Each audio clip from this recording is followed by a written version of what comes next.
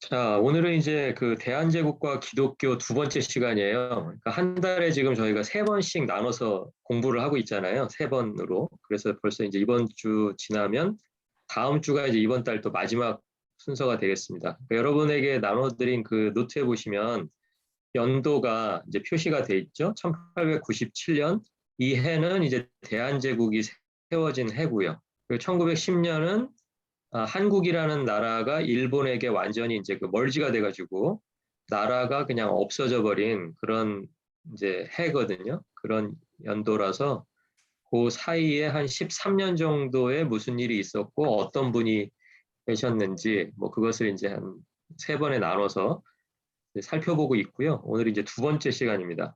그래서 지난번과 마찬가지로 제가 거기다 차트를 먼저 드렸어요. 그래서 차트를 보시면은 1900년에 시작했던 사건, 그리고 1903년, 4년, 5년, 그리고 7년에 이어지는 이제 부흥운동, 이렇게 이제 쭉 순서는 그렇게 되겠고요.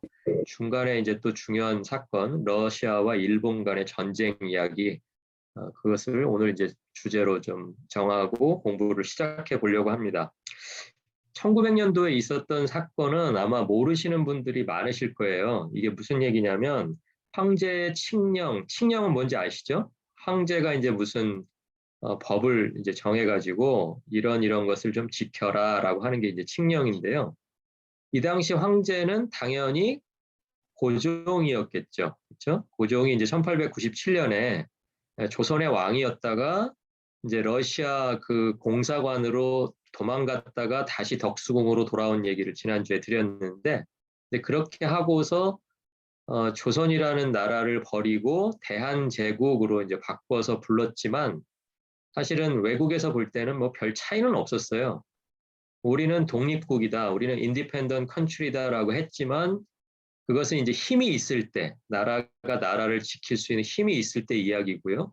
이 당시에는 이제 이미 조선이라는 나라가 이제 망하기 일보 직전이었기 때문에 이제 힘이 없었어요. 그래서 아무리 우리는 뭐 독립국가다 이렇게 이야기해봤지만 외국에서는 인정해주지 않는 아주 이제 좀 슬픈 그런 상황이 돼버린 거예요. 자, 그러니까 이 사이에 무슨 일이 벌어졌냐면 이제 친일파가 이제 캐비넷을 많이 차지하고 있었잖아요. 그 전에.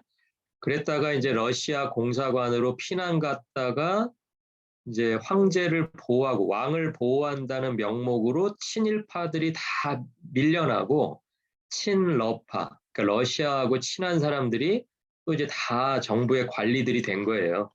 자, 그랬는데 이 친러파가 보니까 이제 친일파는 좀 이제 많이 물러갔는데 이제 딱 보니까 친러파보다 세질 수 있는 가능성이 있는 그 그룹이 있었는데 그 그룹이 바로 친미파예요. 친미파. 예, 그러니까 지금 저희가 교회 역사, 뭐 조선과 기독교 이런 걸 하고 있지만 교회를 통해서 각 교단의 교회를 통해서 조선의 선교사를 가장 많이 파송한 나라가 미국이죠. 예, 그러다 보니까 조선에서 또 황제가 굉장히 의존하는 나라가 미국이라는 것을 이 친러파들이 눈치를 챈 거예요. 자, 그래서 안 되겠다. 이렇게 그냥 놔두면 친일파처럼 또 친미파가 또 정부의 관리가 되는 일도 벌어지겠구나라고 생각해서 이 친미파를 한꺼번에 좀 다 몰아낼 수 있는 방법은 뭘까를 생각하다가 아주 이상한 그 플랜을 하나 이제 짜게 됩니다. 그게 뭐냐면 1900년도가 딱 시작돼 가지고요. 이제 20세기가 시작된 거죠. 예, 그런데 이 1900년 12월 1일에 모든 기독교인을 다 죽이자라고 계획하는 그런 왕의 칙서를 내려보낸 거예요. 그러니까 여러분 이건 당연하게 고종이 쓴 편지가 아니라는 걸 우리가 짐작할 수 있죠. 그러니까 고종 근처에 일하던 사람들이 왕의 도장, 그걸 이제 옥세라고 부르는데요. 왕의 도장을 훔쳐가지고 왕이 편지한 것처럼 편지를 하나 가짜 편지를 쓴 거예요. 그리고 편지의 내용은 뭐냐면 그 차트에 있는 것처럼 기독교인과 선교사들을 모두 죽여라라는 그 내용. 엄청난 내용이죠. 이런 일들이 역사 속에서 있었던 거예요. 근데 우리에겐 잘 알려져 있지 않죠. 자, 그런데 이 일을 실제로 이제 벌인 사람이 누구냐면 황실의 재정을 담당하던 두 사람이 있었는데요. 이근택이라는 사람과 이용익이라는 사람이 있었습니다. 이름은 중요하지 않은데요. 중요한 건 이 사람들이 친러파였다는 거예요. 러시아하고 친한 관리들이었어요. 자, 거기다가 이제 중요한 한 사람이 등장하는데 그 사람은 당시 이제 경찰청, 당시에는 이제 경무청이라고 불렀거든요. 요즘에 이제 보면은 이제 그 폴리스 쪽에서 가장 높은 사람이에요. 경찰청장을 맡았던 김영준이라는 사람이 있었어요. 예, 김영준이라는 사람이 이근택, 이용익하고 이제 마음이 맞아가지고 고종 황제의 그 도장을 훔쳐가지고 가짜 칙서를 만들었어요. 그래가지고 이제 지방 관청들에다가 이 칙서를 다 보냅니다. 내용은 이제 아까도 말씀드렸지만 모든 기독교인과 선교사들을 음력 10월 10일에 죽여라. 그런데 음력 10월 10일을 이제 당시 이제 서양 선교사들 기준으로 양력으로 계산을 해봤더니 그게 이제 12월 1일이었다라는 거예요. 12월 1일이 되면 관청에서 이제 그 군인들이 나가가지고 선교사들 그리고 또 선교사들과 함께한 조선 사람 중에서 이제 기독교로 개종한 사람들 그런 사람들을 다 죽이라는 고종의 명령이 떨어진 거예요. 자, 그런데 이제 그때 이 일이 실제적으로 실행이 안 된 결정적인 이유가 있었는데요. 황해도 지역 순회 전도를 누가 나갔냐면 언더우드 선교사가 나간 거예요. 그러니까 선교사들이 이 당시만 해도 이제 몇 년 전에 비로소 이제 선교가 허락되었었어요. 그렇죠? 지난 시간에 제가 잠깐 말씀드렸죠. 그 이전에는 비공식적으로 한국 사람을 데리고 여행처럼 왔다 갔다 하는 그런 선교 여행이었는데 이제는 이제 공식적으로 선교사들에게 선교할 수 있는 자유가 주어진 때가 얼마 안 됐어요. 자, 그런데 이제 예전부터 하던 습관대로 이제 언더우드는 시간 날 때마다 이제 자기가 해야 될 일들도 있었죠. 뭐 광해원에서 수학도 가르치고 그리고 뭐 영어도 가르치고 이런 일들을 했다고 그랬잖아요. 그런 일들 말고도 이제 지방으로 다니면서 이렇게 전도를 했던 그런 선교사가 바로 언더우드 선교사입니다. 자, 언더우드 선교사가 황해도에 이제 한 번 간 게 아니고 자주 가다 보니까 언더우드 선교사에게 몰래 이 소식을 전해준 한국 관리가 있었다는 거예요. 그러니까 자기도 관리 입장이라서 이걸 어떻게 해야 되지? 왜 이런 엄청난 명령이 떨어졌을까? 이렇게 생각만 하고 있었는데 마침 그때 자기 지역에 왔던 언더우드 선교사한테 이걸 몰래 알렸어요. 그러니까 사실 알린 사람도 굉장히 목숨이 왔다 갔다 하는 그런 일이죠. 왜냐하면 지금 가짜 황제 편지라는 건 아무도 모르잖아요. 진짜 황제의 명령이라면 이렇게 황제의 명령을 누군가에게 몰래 실행되기 전에 알린다라는 것은 굉장한 모험이죠. 위험한 일인데 선교사를 믿고 그것을 알렸던 거예요. 이게 뭔가 이상하다, 명령이 이상하다라고 해서 이제 기독교인 살해 칙령을 전해 들었어요. 자, 그러니까 이제 언더우드가 황해도에서 지금 자기가 다시 돌아갈 시간을 계산해 봤더니 시간이 안 돼요. 그러니까 빨리 이제 뭐 말을 타고 소식을 전해야 되는데 그 당시에 이제 전보를 쳐야 되는데 전보를 치려고 봤더니 이제 하나 걱정되는 게 뭐냐면 이제 친러파도 그렇고 아까 그 제가 말씀드렸던 뭐 이근택, 이용익, 당시 경찰청장 김영준 뭐 이런 사람들을 가만히 생각해 보니까 이 사람들이 영어를 알 것 같단 말이에요. 그리고 전보라는 것은 무슨 뭐 긴 편지가 아니고 예를 들면 이제 짤막하게 이거 뭔가 잘못됐다.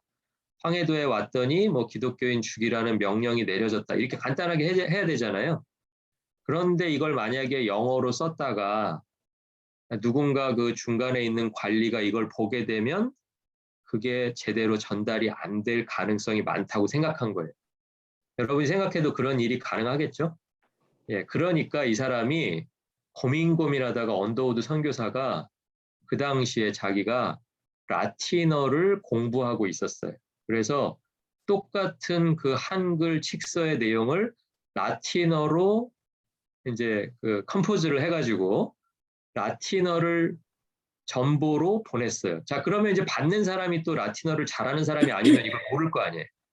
그런데 그 라틴어를 기가 막히게 언더우드는 지금 막 배우는 중인데 라틴어로 번역을 하고 라틴어 성경을 읽을 정도로 공부를 많이 했던 사람이 누구냐면 그 올리버 에이비슨이라는 선교사가 있었던 거예요. 이 사람도 의사인데요. 이제 언더우드도 사실 의사잖아요. 그렇죠? 그래서 재중원에서 네. 있었잖아요. 자, 한국명은 이제 어비신이라는 이름을 가지고 있습니다. 비슷해요? 네. 에이비슨, 어비신. 예, 이제 한국 사람이 부르기 좋은 이름이라서 이제 이렇게 한 거예요. 자, 어비신 선교사에게 라틴어로 정보를 보내요. 그러니까 이 사람은 라틴어를 금방 알죠. 아, 이거 무슨 일이 생겼구나. 그러니까 자기보다 더 황제 가까이에 있던 그 당시 알렌 선교사에게 이 소식을 전합니다. 그래서 이제 알렌 선교사가 최종적으로 이제 고종 황제에게 물어봤어요. 황해도 쪽에서 이렇게 정보가 와서 이게 사실이냐고 묻는데 왜 이런 명령을 내리셨냐고 하니까 고종 황제는 깜짝 놀란 거죠. 자기는 지금 선교사들을 어떻게 보면 의지하고 있는 사람인데 자기가 괜히 선교사와 또 기독교인을 다 죽여라 이런 명령을 내릴 리가 없잖아요, 사실은. 예, 그래서 내린 적 없다 이렇게 하다 보니까 그 김영준이라는 사람이 내 도장을 훔쳐가가지고 경찰청장이라는 지위를 이용해서 이런 친러파와 공모를 했구나. 이게 이제 다 밝혀진 거예요. 그러니까 이제 고종 황제에 의해서 이제 나머지 사람들은 이제 다 처형을 당하고 이 기간에 이제 만약에 늦게 전달이 됐더라면 이게 뭐 거짓 편지인지 어떻게 알겠어요? 그러니까 밑에 있는 군인들은 하라면 하는 거죠. 그러니까 12월 1일이 되면 이제 다 죽을 뻔했던 그런 사건이 있었습니다. 그래서 이제 이 사건을 한국 역사에 분명하게 있었던 사건인데 잘 알려져 있지 않죠. 그래서 이제 이 사건을 한국의 불임절 사건이다라고 이렇게 불러요. 이 불임절이라는 것은 이제 여러분 성경 중에 보시면 이제 에스더 9장에 보시면 이제 제가 본문이 길기 때문에 다 쓰지는 않았는데요. 에스더는 누군지 아시죠? 네. 에스더는 이제 유대인의 후손인데 포로의 후손인데요. 그 페르시아 제국의 아하수에로 왕의 왕비가 되었던 유대인 후손, 포로의 후손이 바로 에스더가 되겠습니다. 자, 그래서 그 에스더 왕 때도 어떤 일이 있었냐면 그 왕의 신임을 얻은 지금 마치 친러파와 같은 역할을 했던 하만이라는 장군이 있었어요. 그래서 하만이라는 사람이 똑같은 명령을 내려요. 몇 월 며칠부로 이스라엘 포로들 후손들과 그 자손들을 다 죽여라 라는 왕의 칙서를 자기 마음대로 그냥 내보냅니다. 누구라고도 얘기 안 하고. 그랬는데 나중에 이제 그것을 알게 된 에스더가 왕 앞에 부르지도 않았는데 이제 나아가서 그 사실을 이제 고하고 잔치 자리에서 하만이 이제 그런 편지를 보내서 우리 민족이 다 죽게 생겼다. 살려달라라고 하는 내용이 이제 에스더서 9장에 나오죠. 예, 그 내용과 너무 똑같죠. 예, 똑같은 사건이 1900년, 20세기를 시작하는 첫 시간에 이제 한국이라고 하는 장소에서 벌어졌던 거예요. 자, 그래서 이제 그 부림이라는 것은 제비를 뽑다라는 히브리어예요. 예, 불임절 그러니까 그게 한자어 같지만 한자가 아니고요. 부림이라고 하는 그 히브리어입니다. 그래서 제비를 뽑아서 무슨 뭘 제비를 뽑았냐면 어느 날 죽일 건지 어느 날 죽일 건지 이제 제비를 뽑는다라는 뜻에서 부림이라고 불렀고요. 그래서 한 번 내려진 왕의 명령을 바꾸지는 못하니까 새로운 명령을 내려서 앞의 명령을 시행하기 전에 그 원수들을 반대로 다 죽여라라고 하는 명령이 에스더서 9장에서 내려지죠. 그래서 이제 그 두 번에 걸쳐서 이제 그달 14일에 원수들을 다 죽였는데도 아직 원수들이 남아 있어서 하루 더 왕에게 요구를 하고 왕이 그 요구를 들어주죠. 그래가지고 이제 결과적으로는 이제 이틀 동안에 이제 그 하만과 그 아각 자손들을 이틀 동안에 걸쳐서 이제 다 죽이는 일, 그게 바로 이제 에스더서의 불임절 사건이고요. 예, 여기서도 마찬가지로 한국의 불임절 사건도 선교사들과 기독교인들이 살았고요. 그리고 반대로 이 계획을 세웠던 친러파와 그 경찰청장이었던 김영준이라는 인물이 이제 고종 황제의 명에 의해서 이제 처형을 당하는 그런 일이 벌어져서 우리가 이 사건을 한국의 불임절 사건이다라고 이렇게 부르고 있었던 거예요. 자, 그런데 이제 놀라운 것은 뭐가 확인이 됐냐면 이 당시에 1900년도에는 1월부터 12월까지 이제 기도 제목을 쭉 정해가지고 선교사들이 이제 그 달별로 기도 제목을 놓고 한 달씩 기도하는 이제 그런 시간이 있었어요. 그런데 그때 이제 11월의 기도 제목이 뭐였냐면 미국 교회가 교단은 다르지만 뭐 감리교, 장로교 다 들어와 있었잖아요. 남감리교도 들어와 있었고 남장로교도 들어와 있었고. 근데 11월 한 달 동안의 기도 제목이 뭐였냐면 한국과 한국에 있는 선교사들을 위해서 이 한 달 동안 기도하고 있었다라는 거예요. 그러니까 이 기도를 하고 있었고 또 그 달에 그 전달에 또 언더우드가 황해도 지역으로 순회 전도를 나갔고 이런 모든 것들이 기독교인들을 보호하고 또 선교사들을 보호하는 그 작용이 12월 1일 전에 이제 이루어졌다라는 거죠. 자, 그런 일들이 있었다라고 이제 역사 기록을 하고 있고요. 그래서 우리가 첫 번째 다룬 사건에서는 이제 중요하게 기억하셔야 될 인물이 두 명이 있는데요. 언더우드 선교사와 알렌이라는 선교사입니다. 그래서 이제 언더우드 선교사가 라틴어로 보낸 전보를 어비신 선교사가 알렌에게 전해줘서 최종적으로 고종 황제가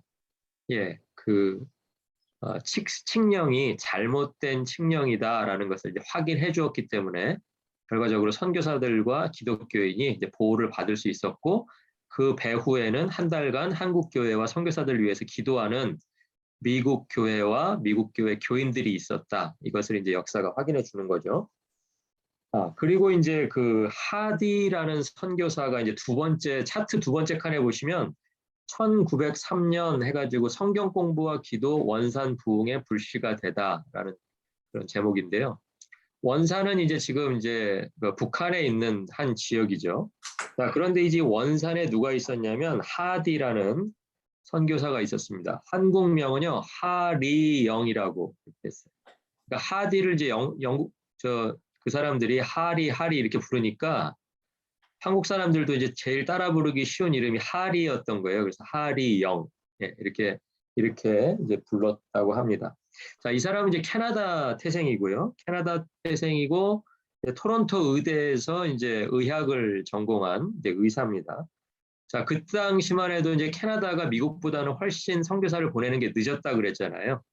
그래서 지난주에 선교사 한 분이 이제 소래에서 돌아가시고 나서야 비로소 캐나다 장로교회가 선교사를 파송했던 맥켄지 선교사 이야기 아마 기억이 나실 거예요. 자, 이 당시에 이제 하디가 올 때에도 1890년이니까 캐나다가 지금 공식적으로 아직 선교사 보내기 전이잖아요. 그러니까 이제 이 사람이 어디에 파송을 받았냐면 교단의 파송을 받지 못하고 YMCA의 파송을 받습니다. YMCA 아시죠? YMCA도 그러니까 역사가 굉장히 오래된 기독교 단체라고 할 수가 있어요. 자, 그래서 이제 YMCA가 파송을 해줘서 1890년에 이제 조선에 입국을 하는데 이 사람이 처음에는 이제 선교하려는 뜻을 가지고 한국에 왔는데 선교를 못해요. 왜 그랬냐면 이제 자기가 이제 의사라는 직업을 가지고 들어왔는데 자기를 이제 그 받아준 데가 어디냐면은 부산이에요. 부산에 이제 그 세관이라는 것은 이제 그 트레이드한 물건을 검사하고 또 내보내는 물건 검사하고 이런 데죠. 그 세관에서 이제 검사하는 그 직원들 전담 의사가 돼가지고 너무 바쁘게 이제 한 2년 가까이 거기에 이제 19개월이라고 돼 있는데 19개월 동안을 의사로서 일을 하다 보니까 자기가 하고 싶었던 선교를 하나도 못 하는 거예요. 그러니까 너무 바쁜 거예요. 혼자서 그 전체 세관 직원들을 다 전담하다 보니까. 그러니까 이제 횟수로 한 3년쯤 들어가니까 이렇게 하면 안 되겠다. 내가 한국을 위해서 선교하려고 학교 다닐 때부터 생각하고 왔는데 이렇게 선교 못하고 계속 여기서 이제 의사 역할밖에 못하는 거잖아요. 자, 그래서 이 사람이 이제 그 의사를 관두고요. 어디로 가냐면 원산으로 가요. 그게 이제 1893년인데요. 원산으로 가가지고 거기서 이제 선교 활동을 하다가 한 5년쯤 지난 1898년에 미국 남감리회 선교부에서 목사 안수를 받아요. 그러니까 캐나다에서는 그만큼 늦은 거예요. 이 사람이 캐나다 출신임에도 불구하고 캐나다 장로교에서 목사 안수를 받지 못하고 미국 남감리회 선교부에서 목사 안수를 받습니다. 그러니까 이게 별거 아닌 것 같지만 자기의 출신 교단이 아닌 데서 안수를 받는다라는 것은 그만큼 시간도 더 필요하고요. 노력이 더 들어가지 않으면 안 되는 일이거든요. 그런데 이렇게 했다는 거는 뭐겠어요? 선교사가 그만큼 한국을 사랑하는 마음, 한국에서 내가 꼭 선교사가 되어서 선교해야 되겠다는 마음이 있기 때문에 이런 수고를 다 감당하는 거죠. 예, 그래서 이렇게 자기 교단이 아닌데, 예, 자기 출신 교단이 아닌 교단에서 교육을 다시 받고 또 목사 안수를 받는 그런 열정을 가진 선교사가 바로 로버트 하디 선교사입니다. 자, 그런데 이제 1903년에요. 원산 부흥 운동이 이제 어떻게 벌어지게 되냐면 미국 이제 남감리교에서 중국으로 선교를 보낸 선교사들이 있었어요. 근데 여러분 지난 시간에도 제가 잠깐 이야기했지만 한국보다 중국 선교 역사가 훨씬 더 오래됐습니다. 예, 그거는 이해가 되시죠? 예, 그래가지고 이미 이제 중국에는 남녀 선교사들이 다 들어가 있었던 거예요. 그런데 한국에서는 선교사 제일 첫 번째 선교사가 누군지 기억나시죠? 그 스크랜턴의 어머니, 예, 미세스 스크랜턴이 여자 선교사로 제일 먼저 들어온 거예요. 근데 그 전에 이미 중국에는 이제 여자 선교사들이 다 들어가 있었습니다. 근데 이제 중국 여자 선교사 중에 누가 있었냐면 화이트라는 선교사가 있었어요. 그래서 이 화이트라는 선교사가 중국에서 선교를 하다가 이제 원산 지역으로 오게 됩니다. 그런데 이제 원산에는 누가 있었냐면 캐롤이라고 하는 이 마찬가지로 여자 선교사인데요. 캐롤이라는 사람이 있었고요. 또 맥컬리라는 이 두 선교사가 원산 지역에 이제 자리를 잡고 있었어요. 자, 그러니까 이제 화이트라는 선교사는 경력이 많죠. 그러니까 선배 선교사와 이제 후배 선교사 두 명이 만나서 세 명이서 이제 정기적으로 이제 기도 모임을 갖는 거예요. 이 원산 지역을 부흥시켜 달라는 기도를 이제 계속 했겠죠. 자, 그렇게 하다가 누구를 부르게 됐냐면 이 하디라는 선교사가 원산에 왔는데 하디는 아까 토론토 의대에 나왔다 그랬잖아요. 그리고 또 남감리교에서 목사 안수 받기 위해서 공부를 했고 그러니까 일반 대학에서도 공부를 많이 했고 또 신학 공부도 많이 했기 때문에 이 선교사들이 하디를 사경의 강사로 좀 초빙해서 말씀을 좀 듣자. 이따 이제 제가 사경에는 뭔지 좀 설명을 해드릴 텐데요. 성경을 공부하면서 이렇게 집회를 갖는 그것을 이제 우리가 사경회라고 하는데 사경의 강사로 하디 선교사를 좀 부르자라고 이제 이렇게 결정을 한 거예요. 자, 그런데 이제 문제가 뭐냐면 아까 그 하디 선교사가 원산에 언제 왔어요? 언제? 1903년에 왔죠. 1893년에. 그러니까 지금 1903년이니까 몇 년 지난 거예요? 10년이 지난 거예요. 10년 동안에 원산에서 거의 선교의 열매를 만들지를 못하고 있었어요. 예. 그러니까 자기는 부산에서 의사까지 다 때려치우고 원산으로 왔는데 원산에서 10년을 보내는 동안에 선교의 열매가 이걸 열매다라고 할 만한 게 아무것도 없는 거예요. 그러니까 이제 이걸 내가 그만해야 되나 이제 돌아가면 이 사람은 캐나다 출신이니까 캐나다로 가야 되겠죠? 예, 그러고 있었던 상황이에요. 그런데 이제 남의 속도 모르고 하디 선교사가 그래도 10년 전에 이렇게 원산에 와가지고 많이 배운 사람이 저렇게 그냥 여기서 이렇게 열심히 하니까 우리가 저 사람을 통해서 말씀을 좀 배우자라고 이제 그렇게 여자 선교사 3명이 생각을 했던 거예요. 그러니까 어떻게 됐을까요? 나 못해 그래야 되는데 이제 못한다고는 안 하고 어떻게든 준비해가지고 가겠다고 약속을 한 거예요. 그러고서 이제 성경을 딱 폈는데 누가복음 11장 13절입니다. 한번 찾아서 한번 읽어볼까요? 제가 읽어드릴게요. 누가복음 11장 13절 말씀이 이제 뭐를 이야기하고 있냐면 너희가 악할지라도 좋은 것을 자식에게 줄 알거든 하물며 너희 하늘아버지께서 구하는 자에게 성령을 주시지 않겠느냐 하시니라 이 말씀이에요. 그러니까 이게 긴 내용을 한 문장으로 줄이면 뭐예요? 구하는 자에게 성령을 주신다 이 내용이잖아요. 왜? 그분은 우리 아버지니까. 예.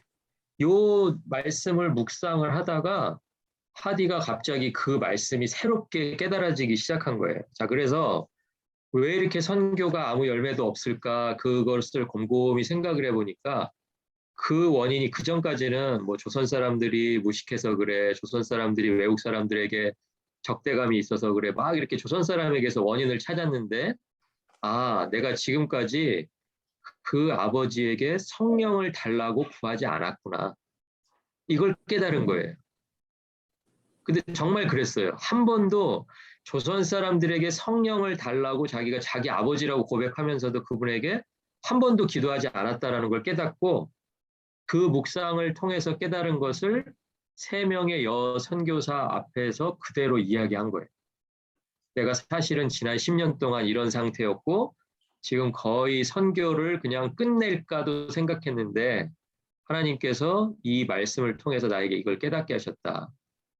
예, 그러니까 오히려 그게 이 여자 선교사 세 분에게는 큰 은혜를 줄 수밖에 없었던 거예요. 자, 그래가지고 처음에는 이제 선교사 세 명하고 하디하고 이렇게 네 명이서 했던 모임인데요.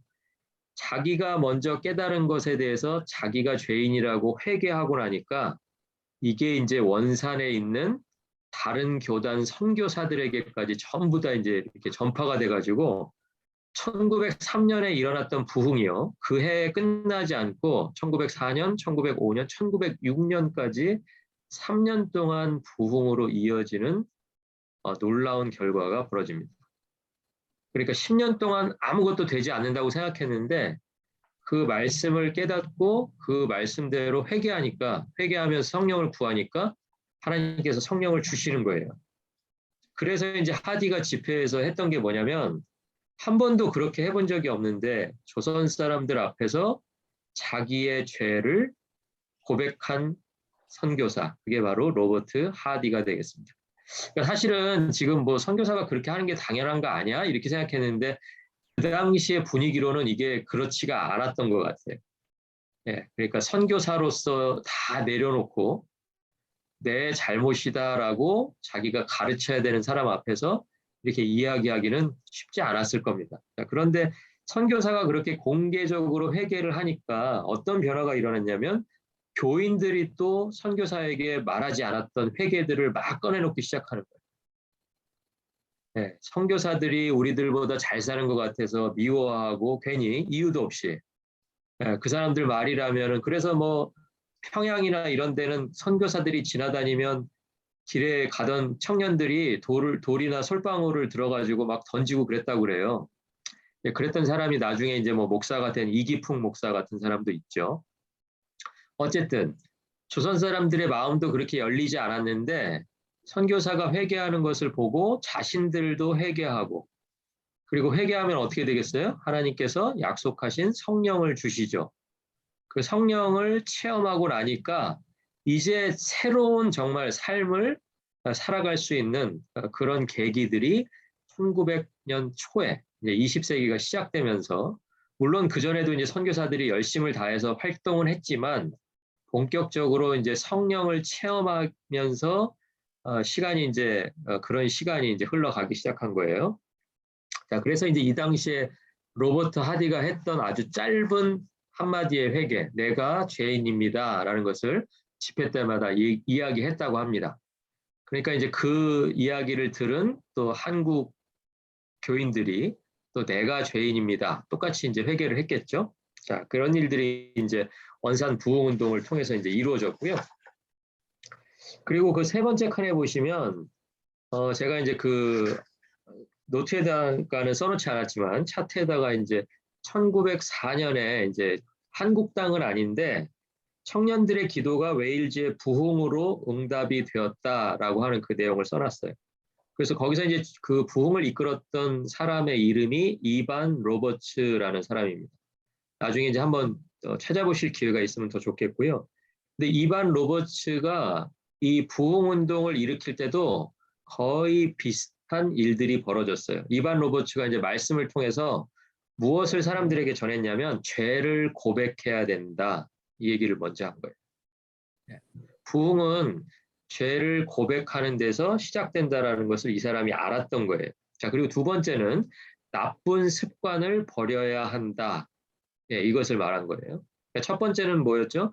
죄를 회개해야 된다. 그리고 나쁜 습관을 버려야 된다. 그리고 세 번째는 뭐냐면 성령에게 순종해야 된다.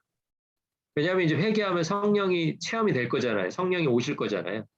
그러니까 성령이 오셔서 뭐라고 말씀하시면 그 말씀하시는 거에 순종해야 된다. 이게 이제 세 번째 가르침이었고요. 그리고 마지막에는 뭐냐면 성령에게 순종한 후에 우리가 대중에게로 나아가야 된다. 이 순서가 중요하다고 가르친 거예요. 왜냐하면 보통 사람들이 부흥 그러면 숫자가 늘어나는 그 결과만을 생각하기 때문에 섣불리 처음에 그 세 과정을 거치지 않고 대중에게로 나아가서 말씀을 전하는 것을 부흥의 어떤 과정이라고 생각하기 쉬운데 이 이반 로버츠라는 사람은 성령께서 나를 완전히 조종하시기 전까지는 대중에게 가면 안 된다라는 거예요. 그러니까 자기가 먼저 죄를 회개하고 나쁜 습관을 버리고 성령에게 순종한 후에 그 다음에 마지막으로 대중에게 나아가야 그게 진정한 부흥이 될 수 있다라고 가르쳤던 사람이 바로 이반 로버츠고요. 1904년에 벌어졌던 그 웨일즈는 어딘지 아시죠? 그 영국에 붙어 있는 그 땅이잖아요. 영국이 뭐 영국, 뭐 아일랜드, 스코틀랜드, 웨일즈 이렇게 돼 있잖아요. 조그만 땅이에요. 조그만 땅인데 그 조그만 땅에서 5주 동안에 1904년 5주 동안에 2만 명이 그리스도에게로 돌아왔다고 합니다. 예, 그러니까 이게 한 사람이 말씀을 통해서 죄의 고백에서 부흥이 시작된다라고 그것을 깨닫고 죄를 고백하게 하고 나쁜 습관을 버리게 하고 성령에게 순종하라고 가르치니까 그 다음에 대중에게 나갔더니 그 대중이 말씀을 받더라라는 거예요. 똑같이. 그렇게 해서 5주 동안에 2만 명을 그리스도에게로 돌아오게 하는 그런 일들이 1904년도에 웨일즈에서 벌어졌고요. 그리고 1905년도 바로 그 옆에 칸에 보시면 인도라고 하는 땅에서도 이제 성령 충만이 경험이 되는데요. 인도에는 이제 지금도 무슬림들도 많지만 이제 인도 전통 종교가 따로 있죠. 여러분 이제 그 힌두라고 부르는 그 종교인데요. 그 힌두교의 땅 인도에 존 하이드라는 선교사가 있어요. 그리고 또 한 명이 있는데 제가 거기 써놓지는 않았는데 라마바이라는 사람이 있습니다. 라마바이. 나중에 한번 써놓고 찾아보시면 좋은데 이 라마바이라는 사람은 무슬림이에요. 무슬림인데 기독교로 개종한 사람. 그러니까 이제 존 하이드는 선교사고요. 기독교 선교사고요. 무슬림 중에서 기독교로 개종한 라마바이라는 사람이 인도에서 이제 그 부흥 운동을 벌였는데 똑같습니다. 여기도 기도 운동을 했는데요. 기도 운동의 주제가 뭐냐면 회개예요. 회개. 자, 그러니까 아까 원산 부흥 운동, 웨일즈 부흥 운동, 그리고 또 인도 부흥 운동이 세 개가 다 공통점이 뭐냐면 회개를 통해서 부흥을 경험했다라는 거예요. 자, 그러니까 이제 오늘날에도 부흥을 사람들이 많이 이야기하죠. 그리고 또 부흥을 원하고, 그럼 부흥을 어떻게 해야 되겠어요? 부흥은 죄의 회개로부터 시작하는 거죠. 사람을 많이 불러 모으는 게 먼저가 아니고 나의 회개로부터 시작해서 우리의 회개, 가정의 회개로부터 시작해서 교회의 회개, 그렇게 하고 나쁜 습관이 버려지고 성령에게 순종할 때 우리가 이제 다른 사람에게 나아갈 수 있는 힘이 생기는 거예요. 그렇게 해서 나아갔을 때 이제 진정한 부흥이 된다라는 거죠. 자, 그런 이제 한국을 포함해서 웨일즈와 인도의 부흥이 있었던 시간이 바로 1900년대 아주 초반이 되겠습니다. 자, 사경회에 대해서 잠깐 좀 설명을 드리고 싶은데요. 사경회와 부흥회 두 개가 조금 다릅니다.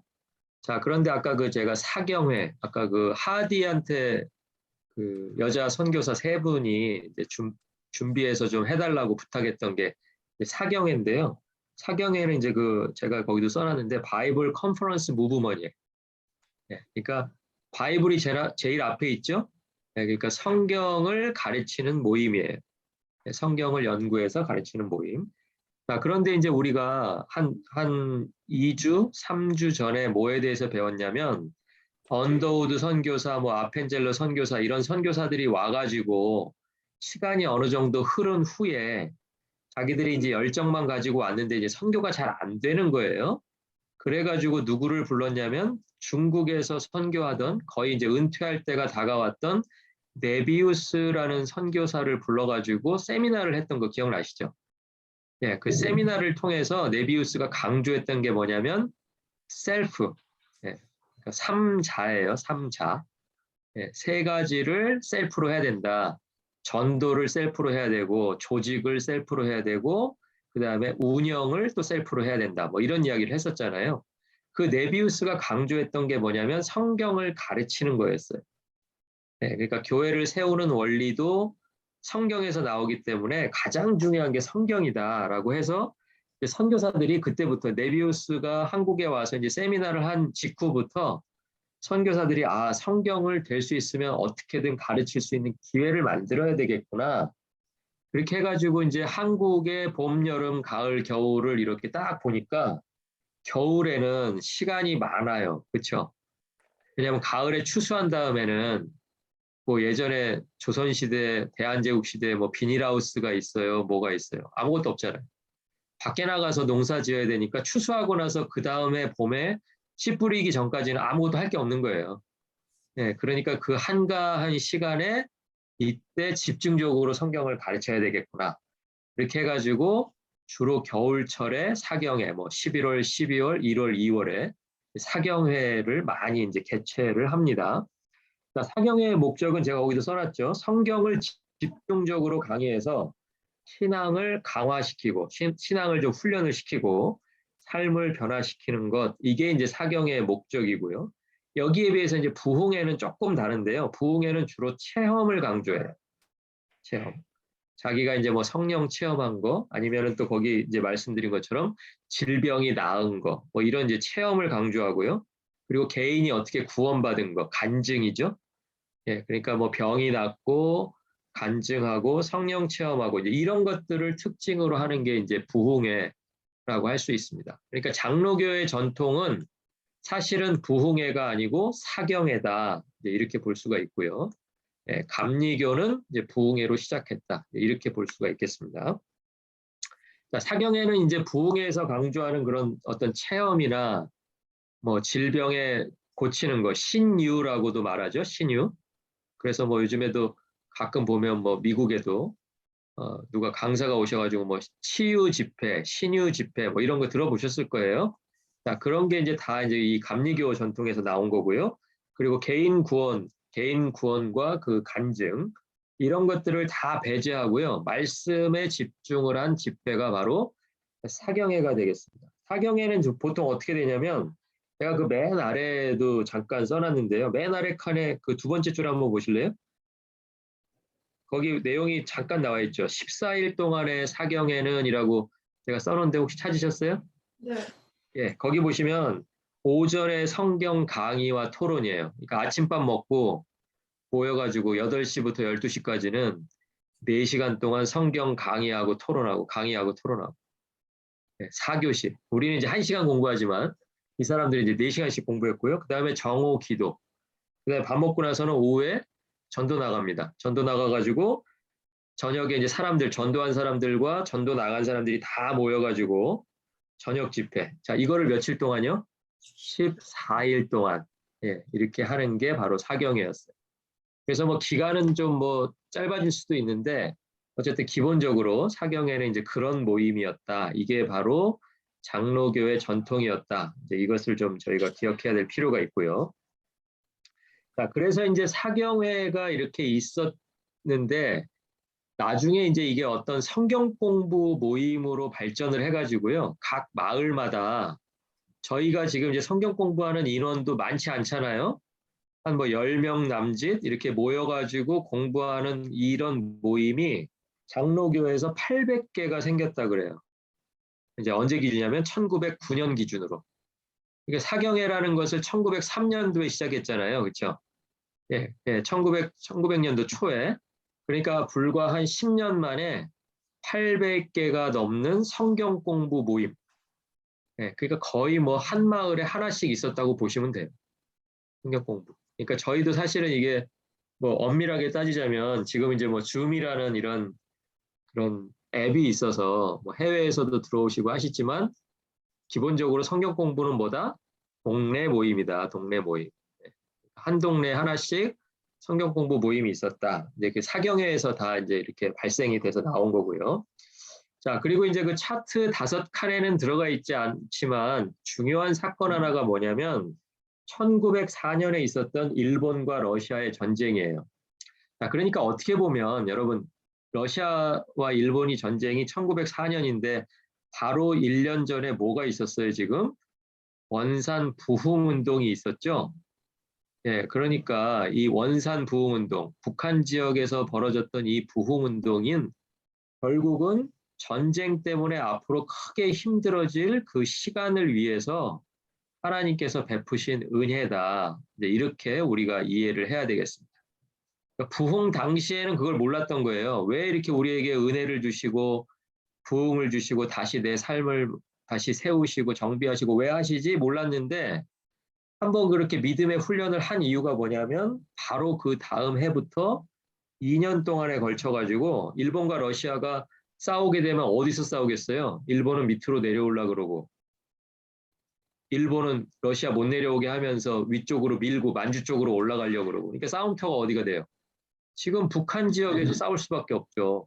여기 뭐 부산이나 제주도 이런 데 싸우는 게 아니고 다 지금 그 뭐 평양, 원산, 개성 뭐 이런 데서 막 싸운단 말이에요. 그리고 또 동해 바다에서 싸우고. 그러니까 누가 힘들어요? 누가? 예, 그 북한 땅에 살고 있는 대한제국의 백성들이 힘들 수밖에 없죠. 예, 그런데 그 어려움을 견디게 해준 게 뭐다? 그 바로 전해에 있었던 원산 부흥운동이다. 네, 이렇게 이해하시면 되겠습니다. 자, 전쟁의 내용은 이래요. 일본과 러시아가 이제 한반도에서 최종 승자를 한번 가려보자라는 거예요. 예, 친일파 물러나고 뭐 친러파 들어오고 또 친러파가 친미파를 견제하기 위해서 황제의 편지도 막 가짜로 만들고 막 이런 일들이 벌어졌다 그랬잖아요. 어쨌든 최종적으로 한 그룹만 이길 수 있어요. 두 그룹이 같이는 못 가요. 그러다 보니까 이제 러시아하고 일본하고 최종 이제 전쟁을 치르게 되는데 러시아가 제안한 게 뭐냐면 우리가 싸울 게 아니고 39도 선으로 나누어서 그러니까 우리가 지금 38선이라는 게 있죠. 38선 한국에는 그게 이제 38선에 이제 왜 38선이냐면 북위 38도에 걸쳐 있는 선이라 그래서 38선이라고 불러요.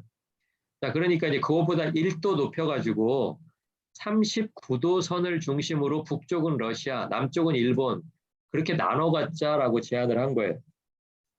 여러분 한번 상상해 보시겠어요? 39도 선에 어느 도시가 있을 것 같으세요? 39도. 유명한 도시인데. 북한에서 제일 유명한 도시 평양이 39도에 딱 걸쳐 있습니다. 그러니까 러시아가 평양까지 너희에게 줄 테니까 평양 북쪽은 우리에게 양보해라. 이렇게 제안을 한 거예요. 대신에 전쟁을 하지 말고. 그래서 이 제안을 받아들일 줄 알았는데 일본은 욕심이 더 많았어요. 그래가지고 39도선까지 갖는 걸로는 충분하지 않다. 우리는 한반도 전체와 또 만주까지 일본 제국이 가져야 되겠다라고 해서 전쟁을 벌였는데 러시아가 생각보다 전쟁에서 밀려버린 거예요. 그래서 결과적으로 일본이 승리했어요. 네, 그런데 이때 이제 재밌는 게 뭐냐면 일본이 승리하는데 아무도 일본이 승리할 거라고 생각하지 않았는데 일본이 승리할 거라고 미리 예상한 집안이 있었어요. 그래가지고 그 집안에서 전쟁 비용을 다 댑니다. 그 집안이 어디냐면 로스차일드 집안이에요. 아마 한 번은 들어보신 적이 있으실 거예요. 세계적으로 제일 돈이 많은 그런 집안이죠. 로스차일드 가문이 전쟁 비용을 일본에게 대주는 거예요. 러시아에다 안 대주고. 결과적으로 일본이 이겨가지고 로스차일드 가문이 또 전쟁을 통해서 막대한 재산을 얻게 됩니다. 자, 그때 이제 한국은요, 자기 땅에서 전쟁이 벌어지는 게 당연히 싫었을 거 아니에요. 그러니까 이제 고종 황제가 우리는 중립이다 뭐 이렇게 선포를 해요. 근데 외국에서 뭐 그걸 들어줘야 말이죠. 그렇죠? 힘이 있어야 우리는 중립이다. 그 얘기가 성립이 될 텐데 아무리 뭐 중립이라 그래도 막 군대 끌고 와서 사람들한테 뭐 음식 다 뺏어가고 물건 다 뺏어가고 해도 아무런 힘을 쓸 수 없는 시대. 그때가 바로 1904년의 대한제국이었다. 이렇게 생각하시면 되겠습니다. 자, 그래서 이제 중립이 성립이 안 돼가지고 일본이요 서울 그 당시 이제 한성이라고 불렀는데요. 서울을 공격해가지고 강제로 한일 의정서라는 것을 체결해요. 그러니까 강제로 체결한 거예요. 그러니까 앞으로 뭐 우리 마음대로 뭐 군대를 데리고 들어와도 좋다. 뭐 이런 내용이요. 그래서 이제 한국에다 일본 군대를 주둔을 시키고요.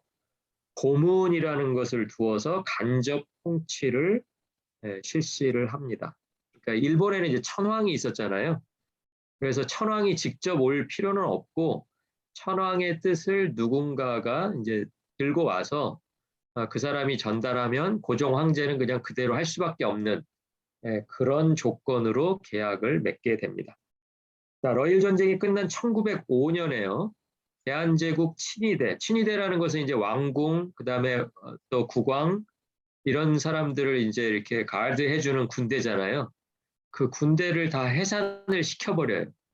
그리고 이제 그 자리에다가 누구를 갖다 놔요? 일본군을 그 자리에다 놓고 이제 말 안 들으면 이제 당장 어떻게 해버릴 것처럼 그렇게 해버립니다. 자, 그리고 이제 외교권도 박탈을 해버려요.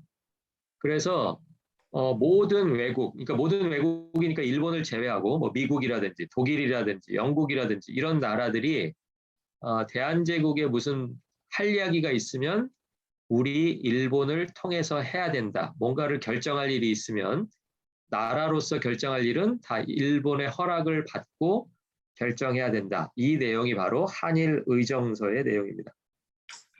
1905년에 이제 그런 일이 있었고요. 그리고 이제 그 이후에 고문 정치 가지고 안 되겠다 생각을 해가지고 통감부라는 것을 만들어요. 이게 이제 좀 더 고문보다 좀 더 센 건데요.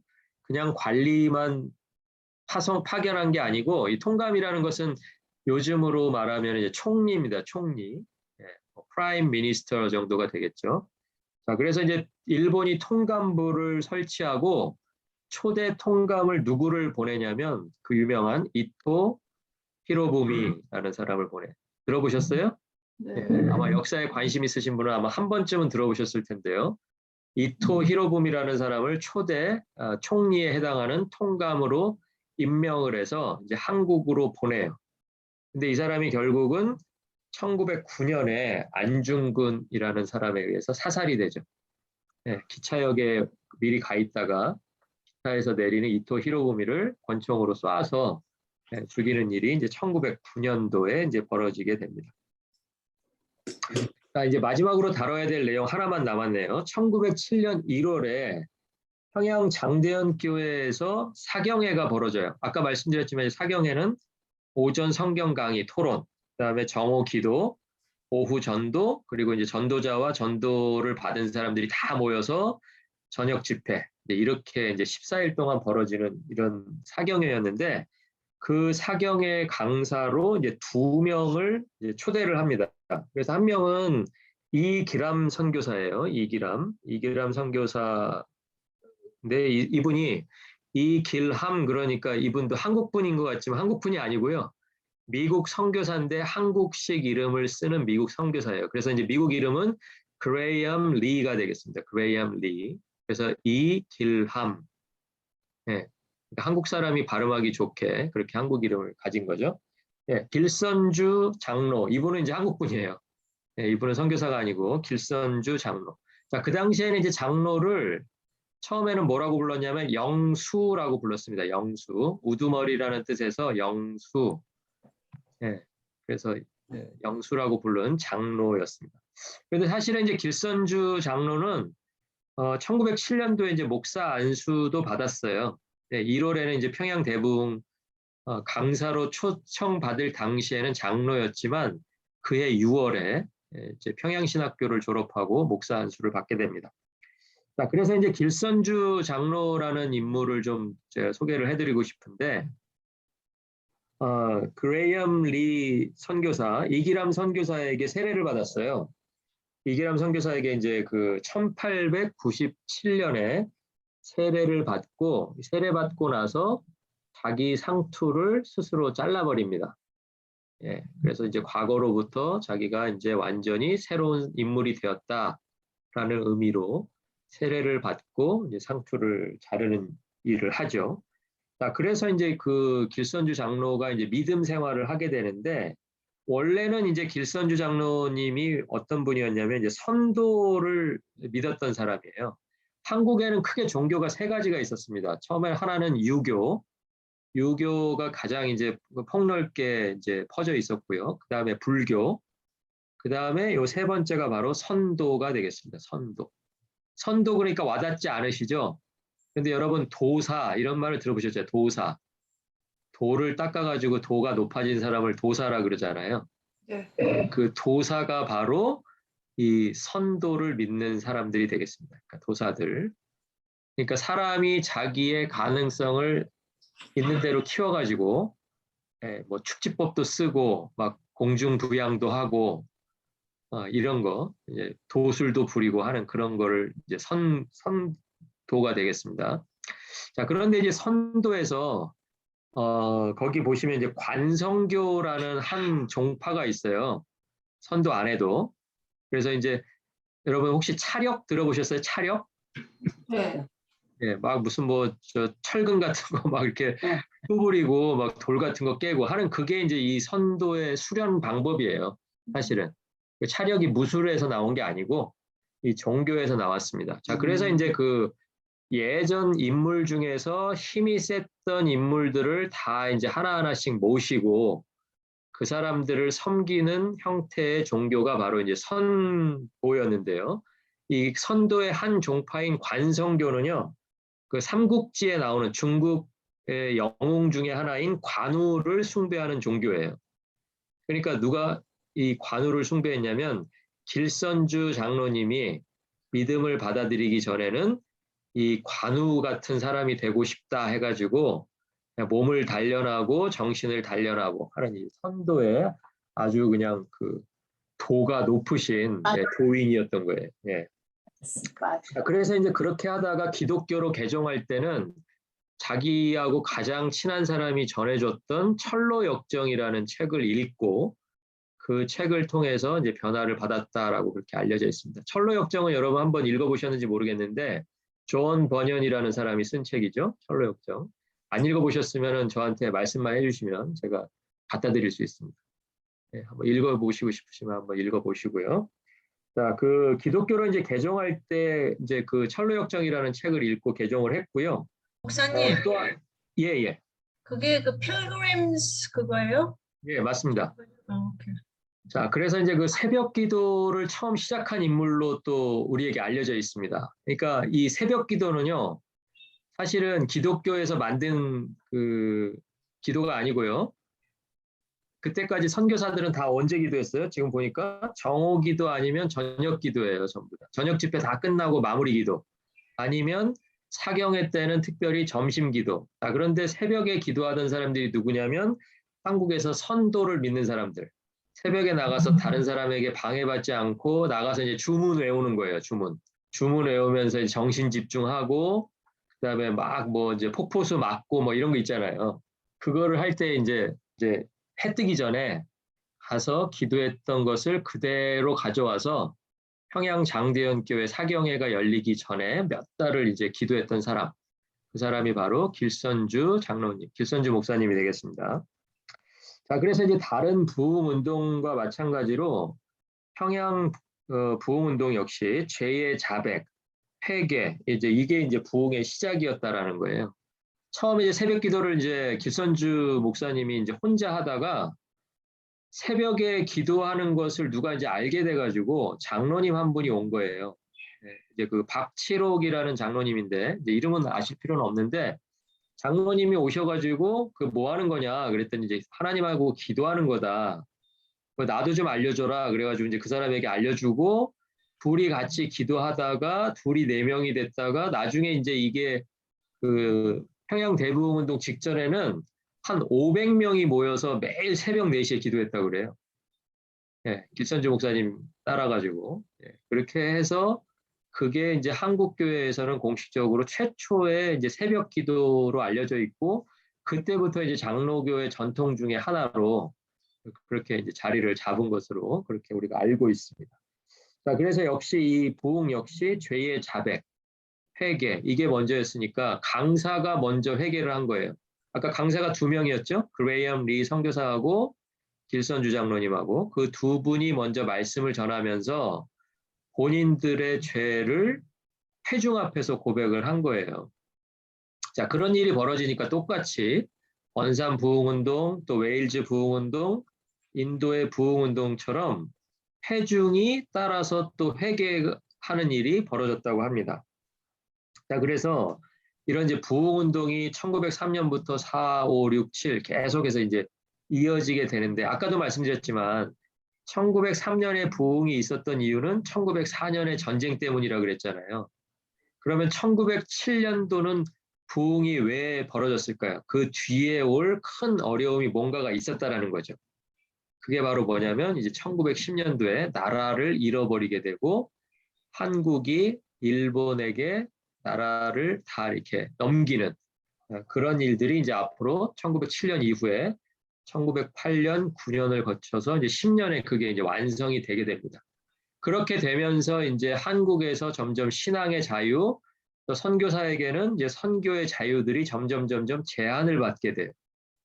그러니까 이 부흥을 주신 이유는 앞으로 일제 강점기 동안에 교회가 겪게 될 핍박, 또 교인들이 겪게 될 환란 이런 것들을 참아낼 수 있는 힘을 공급해 주신 하나님의 은혜다. 만약에 이런 과정 거치지 않고 그냥 자연스럽게 일본으로 하나가 돼버렸으면 거기서 견디지 못하고 다 없어져 버리고 다 뿔뿔이 흩어질 텐데 오히려 일제강점기, 저희가 다음 달부터 또 배우게 되겠지만 일제강점기에 오히려 신앙이 더 단단해지고 교회가 더 많아지고 또 예배가 더 진실해지는 그런 일들이 일제강점기 36년 동안 이제 벌어지게 된 거죠. 그래서 그 시작에는 1900년 초에 있었던 그 부흥운동이 있었다라는 거, 그것을 이제 오늘 시간을 통해서 좀 말씀을 드리고 싶습니다. 그래서 이제 교회가 그런 핍박과 환란을 인내할 수 있는 영적인 힘을 길렀고요. 그리고 시간이 지나도 그 부흥에 대한 기억이라는 게 있잖아요. 세대가 바뀌기 전에는 자기가 경험했던 뭐 20대, 30대, 40대에 경험했던 그 부흥이라고 하는 강렬한 기억이 이 사람들의 평생 동안에 남아서 이제 어려운 상황 속에서 어려움을 견디게 했다. 이제 그런 이야기가 되겠습니다. 자, 그런데 이제 부정적인 면도 한 가지가 있어요. 한 가지가 뭐냐면 신앙 고백과 교리 교육이 약화되었다. 이 얘기는 무슨 얘기냐면 이제 회개를 통해서 성령 충만을 받게 되니까 사람들이 그 과정을 이제 깊이 생각을 안 한 거예요. 사실 아까 처음에 말씀드렸지만 회개하기 전에 뭐가 있었냐면 말씀에 대한 묵상이 있었죠. 그렇죠? 하디 선교사도 그랬고 말씀에 대한 묵상이 있고 기도가 있어서 그 다음에 이제 회개가 벌어진 건데 사람들은 이 앞의 과정을 생략하고 맨 마지막에 회개 이후에 성령 충만한 그 결과에만 집중을 하다 보니까 아 이게 정말 너무 좋은 거구나라고 생각하다 보니까 교리 공부라든지 성경 자체의 공부에는 크게 관심을 두지 않았다라는 거예요. 그래서 평양 대부흥이 환란을 견디게 하는 어떤 신앙의 유산, 분명히 긍정적인 면도 있었지만 신앙 고백이나 교리 교육은 약화될 수밖에 없었다는 부정적인 평가가 존재한다. 이 두 가지가 이제 평양 대부흥의 두 가지 측면이 되겠습니다. 그래서 아까 그 위에 말씀드린 이 기람 선교사라는 분이 있어요. 그 그레이엄 리. 이분이 이제 그 미국 북장로교회에서 파송을 받으신 분인데 이분이 이제 그 아까 제가 말씀드렸던 그 산호세 밑에 한 30마일 정도 오시면 그 살리나스라는 데가 있거든요. 나중에 이제 1916년에 살리나스에서 이제 돌아가시게 됩니다. 그러니까 가보지는 않았지만 분명히 찾아보면 이분에 대한 뭐 흔적이나 기억이나 이런 것들도 분명히 어딘가에는 남아 있을 것이다. 그분이 분명히 이렇게 조선을 사랑하고 또 길선주 목사님을 또 세례를 주고 같이 또 평양 대부흥을 이끌었던 두 강사 중 한 사람이었다라는 것을 오늘 말씀드리면서 오늘 공부를 마치겠습니다. 다음 주가 이제 마지막 시간인데요. 이번 달 마지막 시간이죠. 이제 세 번째 시간 잘 준비해서 다음 주에 뵙도록 하겠습니다. 공부하시느라고 수고 많으셨습니다. 감사합니다. 감사합니다. 감사합니다. 감사합니다.